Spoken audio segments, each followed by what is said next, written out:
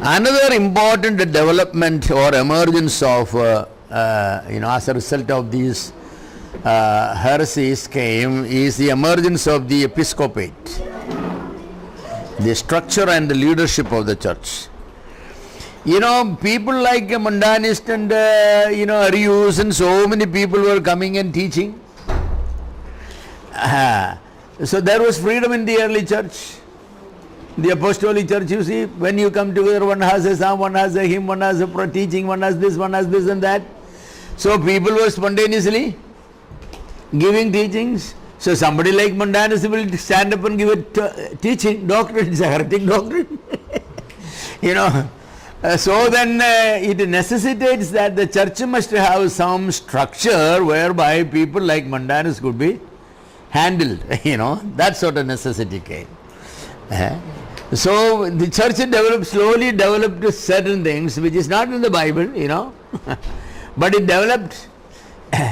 And one of those development was this whole thing of the episcopal structure, If anybody is teach anything, that it has to have an approval of certain people, who are bishops. And then the bishops, one bishop cannot give the approval. The bishop has to take this matter to the council of the bishops, where this matter will be discussed and all that debated, and then only can this and that. So they have, the necessity came as a matter, the apostles never thought of such a necessity. They only appointed elders in every church, and the elders were sufficient people. It's always a plurality of elders, and if anybody was teaching any false teaching, the elders could discuss that among themselves and then go and meet that person and correct him and then give the teaching to the church. That was all necessary, right? And even today that is all necessary, but these men thought that that is not enough. That is not enough. By the time it is 2nd century, 3rd century, people thought that we need something more than that. That's how always, when people feel that they need something more than what the Bible says, So Mundanists finally, freely used Bible to teach their doctrines. They decided their hermeneutics and they decided everything. So the people were confused. Now, whose teaching is to be accepted? That brother stood up and shared this brother stood up and shared. So they said that to remove that confusion, there must be an authority whose word is final. You can just see that how the infallibility of that man slowly comes, it's there. His word is final. His word is final. Well, there is always a danger of accepting any man's teaching as final. It should be the word of God that is final, because that is the only inspired book. I think the elders should get together. Our missionaries, elders, Bible teachers, believers, they all get together. They should study this particular subject, whatever heresy has come. What does the Bible say? The Bible is not a closed book. Bible is an open book. Any believer can read it. As John said, you don't need a special unction by anybody. Like some of these Gnostics used to say that. You cannot understand Bible unless you have a special unction, the laying on of hands by certain mystical persons who only transfer you that special ability. John said, you don't need any ability like that. Holy Spirit is there in the heart of every person. You don't need somebody to give this mystical, quote and in quote, that secret ability. I remember talking to a man one day.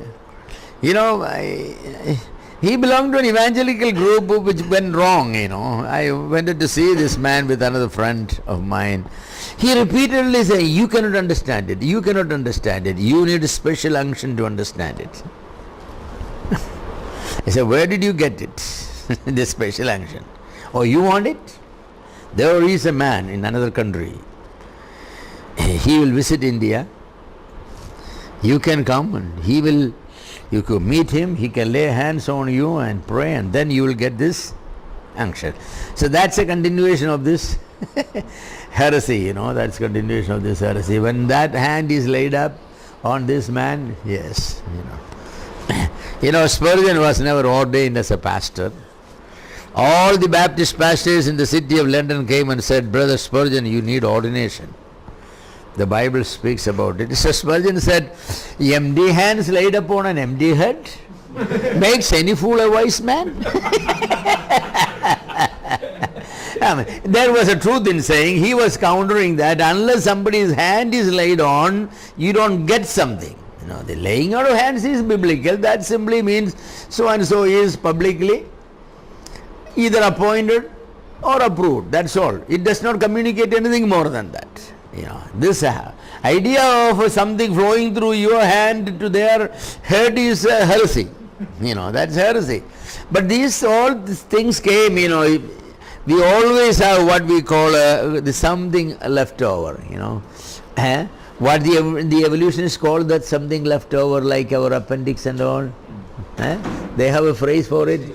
The vestige, yes, the vestigial organs, you know. So there is a little bit vestigial doctrines, you know, left with the believers that there are some people who got a little more something because, you know, of something. No, there is nobody with any something. The Bible answers it and it settles it. Show it from the Bible. You know, every born again Christian has the Holy Spirit and he has the ability to understand the Bible. You just explain it. Explain it in English or Malayalam, but don't use your Hebrew and Greek if he does not know it. You know, I mean, that's how some of them will escape. It's not like that in Greek. It's not like that. You know, one day I debated with we were debating with the man, you know, he was from the JWs, you know, and we were coming to him, he said that this is not like that in the Greek. I said, I took my Greek Bible and said, show it. He held the Greek Bible head upside down.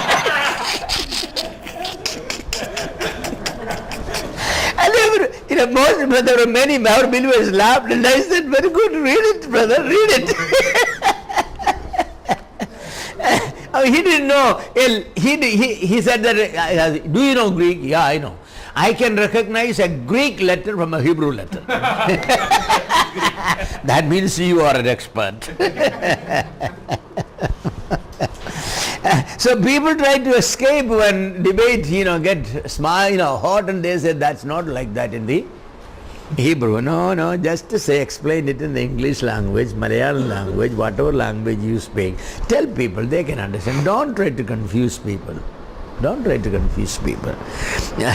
So these people do that, but the Bible says, no, you don't need it.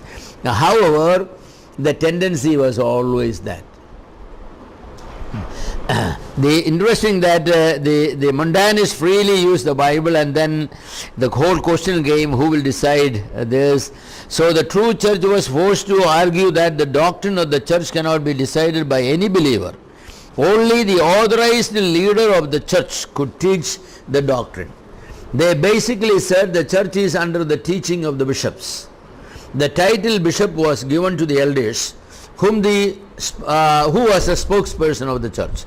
Eventually, the bishops who came to have all the authority in the church, they were called monarchical bishops. The title came monarchical bishops.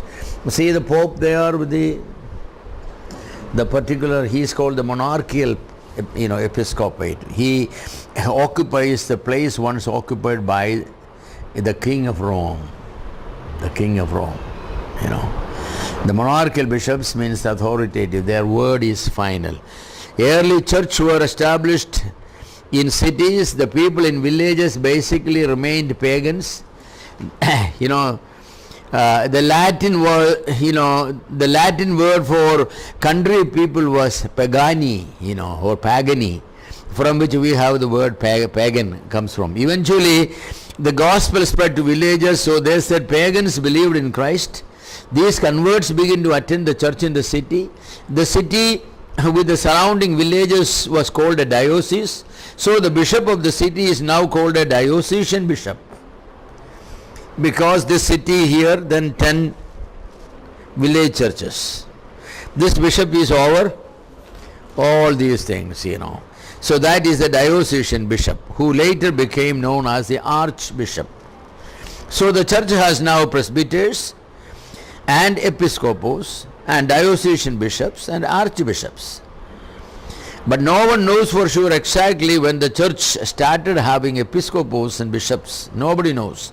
We know that it was not in the 1st or 2nd century when the church had only presbyters or elders. The episcopos was used as a synonym for elders in the early days. But as time went by, episcopos became a title above elders. We find the title found in the books as early as 115 AD. But we do not know whether it was used as hierarchical title or just as a synonym for elders there. But by the end of 2nd century, by 201, yes, episcopos was an ecclesiastical title. The first person with the title of bishop in Rome was a man named Anicetus, Anicetus, Anicetus. He was bishop of Rome from AD 154 to 165. By the middle of the 2nd century, all cities' churches had monarchical bishops. See the emergence of this one, So people will say that tradition, that is a tradition. From 2nd century or 3rd century on, we had what? We had bishops, we had archbishops. So it cannot be wrong. He said, but I have tradition that goes all the way back to 1st century. AD 54 and 55 and 56 and 57 and 58 all says that the church had only elders and episcopos and presbytery, the pastors, they are all synonyms. They are not different offices, they all refer to the same. The designation of the office is elder. That is the designation. Their position in the church is bishop. They preside over the meetings. They are the president of the meeting. Their job is pastoring. So the three are the same, denoting to the same group of people. Just like saying that the father is the guardian. Oh, no, guardian is another office, father is another office. So who is going to be made the guardian? So you be the father, the eldest son be the guardian. They are making offices about it. You cannot do that. So mistakes, it does not matter how old is a mistake. Antiquity does not make a lie truth. Never. So we are, some people say that, well, this is what all you say, that is not in the Bible, it's not in the Bible, It need not be in the Bible. I said, yeah, but where it should be? It should be in the church. Yeah. Which church? Which of your church is the earliest? Can somebody say which is the earliest church? The first two denominations to come into the world, which were they? The Roman Catholics and the Orthodox. Before that, there were no denomination. They were all Christians only. They were known by the local names. We only have the bishops of the city churches, even they were called elders of Ephesus or the bishops of Ephesus. That's the earliest tradition we have. When something differs from the written word of God, what is the rule? You go to villages, the tradition of marrying 6-year-old girls is how old? Some of them will say 4,000 years old. But your constitution, IPC and CRPC and all these things were made only after 1950, right? When India became independent. But that little document passed in 1950 by the parliament, accepted by the parliament, is powerful enough to outlaw a tradition 5,000 years or 4,000 years old. What does that mean? The written word annuls all tradition. The interesting thing about Christian tradition is that here in Hindu tradition, the tradition is older than our constitution. But when it comes to Christianity, all traditions are younger than the written word of God. So what is the validity of The tradition. If the traditions were older than the word of God, they had I say yes, we can say that yeah, there is a point. I said there is no point. Why? The written word of God, that is the oldest. Actually, there is no other first century document written other than the New Testament books. The earliest one other than that is Didache was one of the earliest, that is dated 115. So the earliest traditions are found in the Bible. The Bible teaches the church is governed by a group of men called elders, and that bishops and elders and pastors are synonymous, they are the same people. Looking the same person from three angles. The maturity which recognizes him as an elder, that's a title. He is elder, he is not younger. What is his position in the church? He presides. He is a bishop. Episcopos means overseer. Epi means over, scopos means to see. Microscope, telescope to look through. Episcopos means one who overlook everybody, Not the, I overlook that. Not that sort of overlook. Yes. Pastoring is the job. The Lord Paul said that word pastor occurs in noun only once. Ephesians 4:11. Only one place. Everywhere else it comes as a verb. Shepherd the flock, shepherd the flock, shepherd the flock.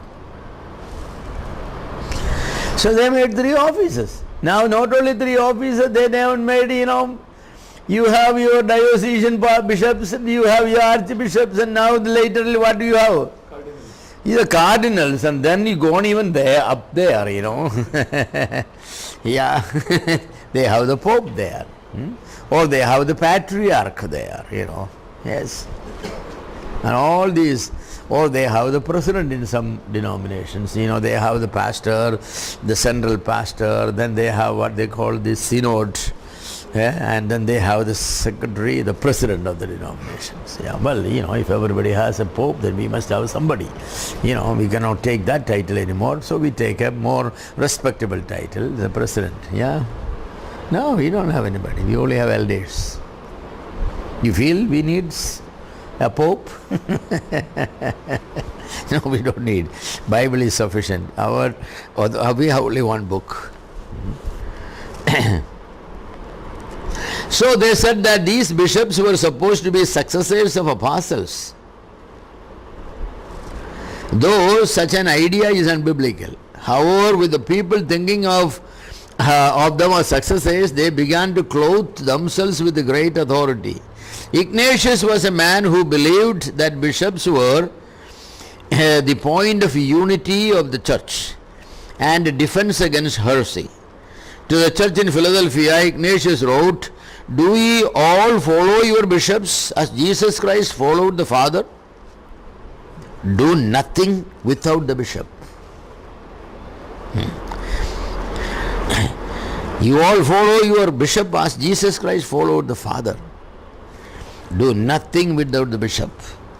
There was organizational unity among churches during the apostles and the apostolic fathers. There was no organization of the church other than that. Paul wrote it to Philippians, said what?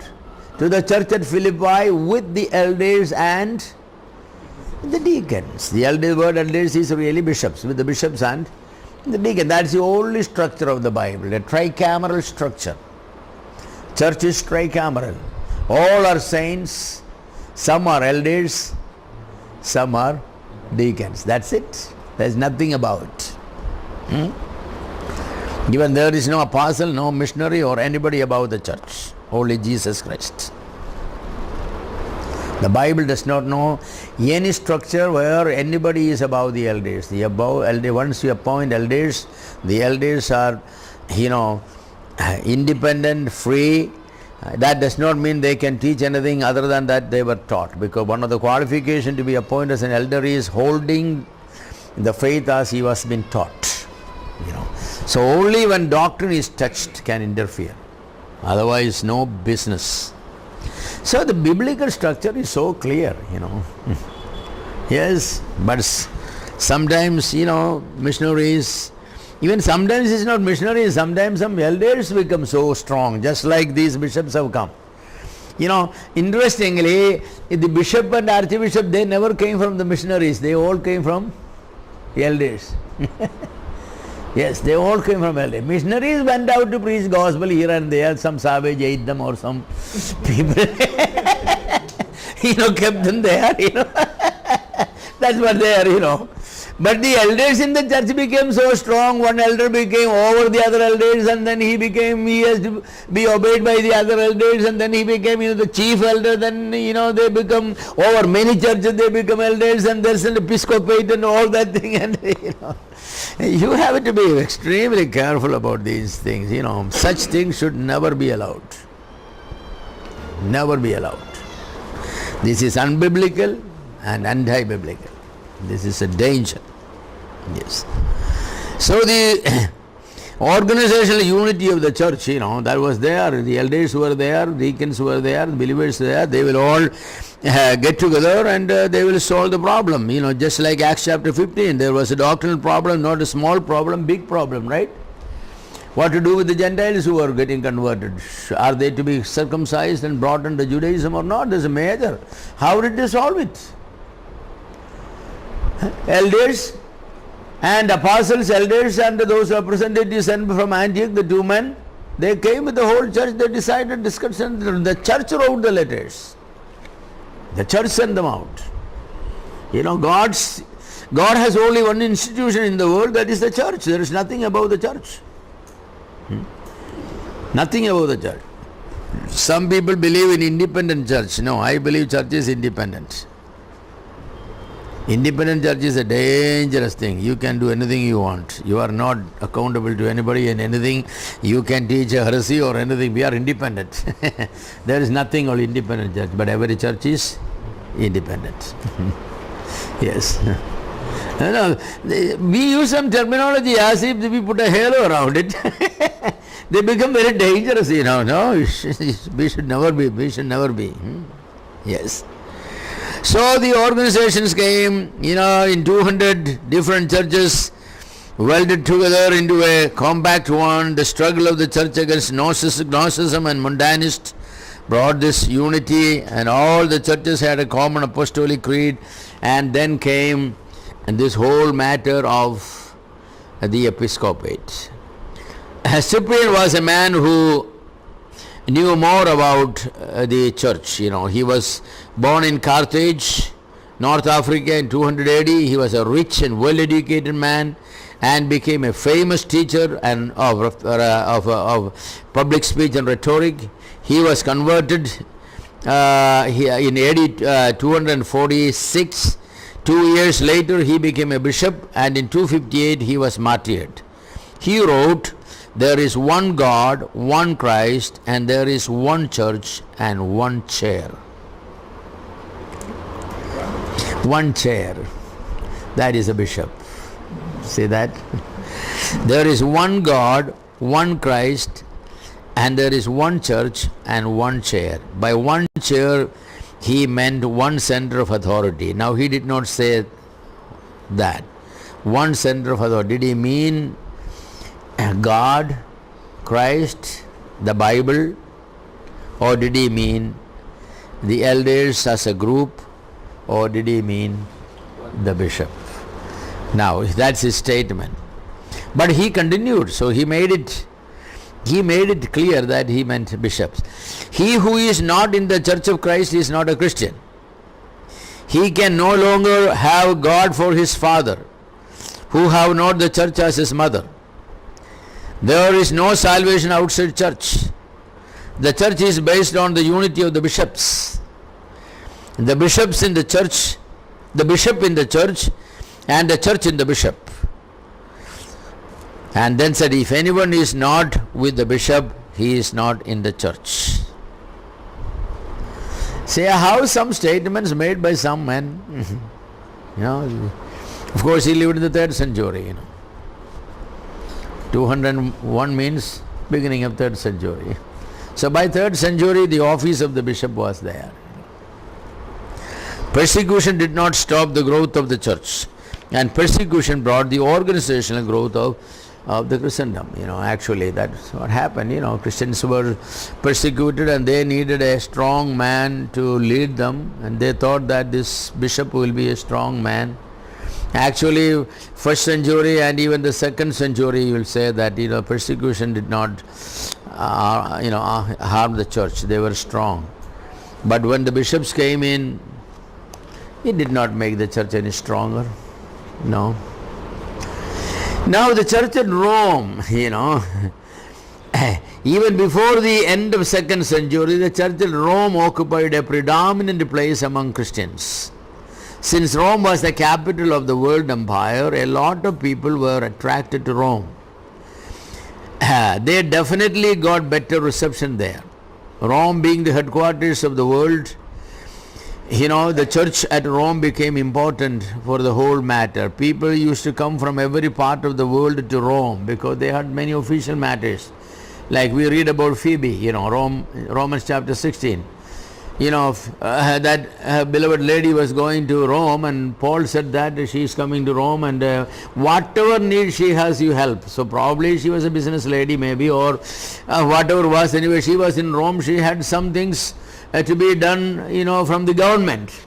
So, Paul recommended. So people from different parts of the world were coming all the time to Rome, and these people were coming to the church in Rome. So the church in Rome had a great respect and great place, because these people were going back and reporting about the church in Rome, and the bishop there became a very, very important person. Yes. Besides, Paul and Peter at one time were in Rome. Paul's churches were fighting badly of internal problems, like in Corinth. Many of the churches that established Paul, because Paul was the apostle of the Gentiles, and when he started establishing more Gentile churches, naturally problems going to come. In the Jewish church, there not very much of a problem other than the legalism. That was a problem there. Concerning life, there were very little, because the Jewish people had a basic moral life already established by the law and everything, the Ten Commandments and all. But now the Gentile churches came, and all kinds of problems. Read through Romans and Colossians and all these things, all kinds of doctrinal problems and life problems begin to come. So Paul was all the time. That's why he said among his sufferings he has listed what? The daily concern for churches. He has listed the long list. Besides these, I have the daily concerns. That was true. Which church was going to be stopped, which church was having division, which church was teaching, coming up with a new teaching, and all those things. So there was. So, when Paul was gone, he was martyred and he is gone. So who will control these churches? This was a great problem, So the epistles, some of the church fathers start writing epistles. The epistle of Clement, for example, was written to the church at Corinth to diffuse the problems of Corinth. The church at Rome felt the responsibility for peace at Corinth. In the second century, that is, in the third quarter of the second century, Irenaeus, bishop of Lyons, and in Gaul, coming from Asia, said that everyone should agree with the church at Rome on account of its preeminency and authority. Now this time the authority was not official and legal, but only moral. However, when this man could say that everybody should agree with the bishop at Rome, they were thinking that the final word is for the bishop at Rome to say.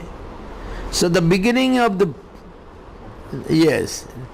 beginning of the papacy, slowly coming. Now the term Catholic Church soon became a popular phrase in Christendom. It took the prominence in the context of the heretical teachings of Montanus and Marcion and the agnostics. It was Ignatius in his letter to the church at Smyrna first used the phrase Catholic. In attacking the false teachings of the Montanists and the Marcionites and the